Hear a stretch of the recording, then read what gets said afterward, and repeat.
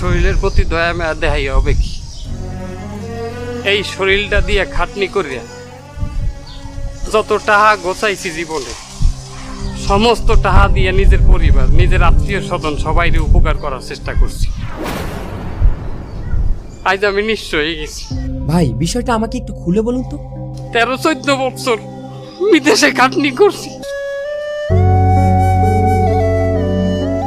13-14 বছরে যেই টাকা কামাইছি বিদেশে বইয়া, কিছু নাই। সব আত্মীয় স্বজন নিয়ে গেছে। এই আমার পেলেন ভাড়া নাই, আমি বিদেশে যাও, এটা আমার দ্বারা নাই। দেখেন ভাই, আপনি ভেঙে পড়বেন না। আপনি আল্লাহর উপর ভরসা রাখুন। আপনার নিজের মধ্যে যেহেতু অন্যকে উপকার করার মতো গুণ রয়েছে, আল্লাহ পাক অবশ্যই আপনার সমস্যার সমাধান করে দিবেন ভাই। আল্লাহর উপরে ভরসা করে এই পর্যন্ত আছি। এখন আল্লাহই জানে আমার এই